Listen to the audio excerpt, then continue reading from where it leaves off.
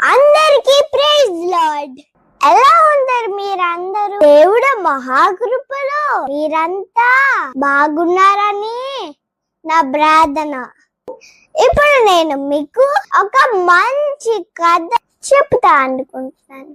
ఒక రోజున ఇద్దరు రైతులు మండుదండలో నడుచుకుంటూ వెళ్తున్నారు.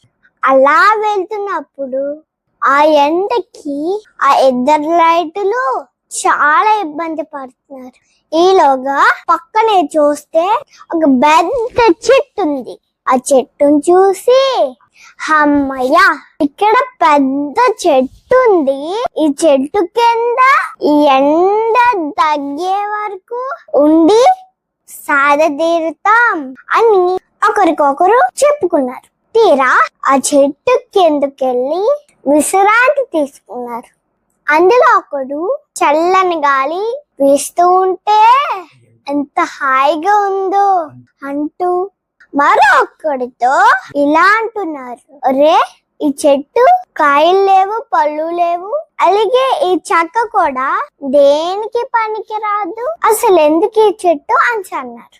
విన్న ఇంకో రైతు కూడా, నిజమే, ఈ చెట్టు కాయలు కాయదు, అలాగే ఈ చెట్టు చెక్క కూడా పని చెయ్యదు అని అన్నారు. వీళ్ళిద్దరు మాటలు వింటున్న ఆ చెట్టు ఇలా అనుకుంది, వీళ్ళిద్దరికి హాయిగా నేను ఏడనిచ్చాను, చల్లని గాలి ఇచ్చాను, అయినప్పటికీ కూడా నాలో నేను వీళ్ళు చూసి నేను పనికిరాను అని అంటున్నాను ఏంటి అని చాలా వాపోయింది, బాధపడింది. ఈ కథలో నీతి ఏంటో తెలుసా?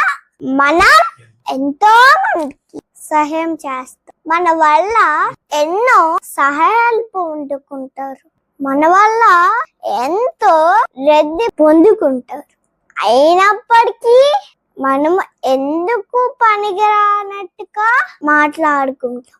అందుకని మనుషుల మాటలను లక్ష్య పెట్టకూడదు. అందుకే బైబిల్ వాక్య సెలవిస్తూ ఉంది కదా, మనుషులను నమ్ముకున్నట్టు కంటే యెహోవాను ఆశ్రయించద మేలు. కథ నచ్చిందా ఫ్రెండ్స్? కథ నచ్చినట్టుగా అయితే లైక్ చేయండి, సబ్స్క్రైబ్ చేయండి, షేర్ చేయండి, ఇక్కడ ఉన్న బెల్ కూడా నొక్కండి. Praise the Lord. మీ షహాష్.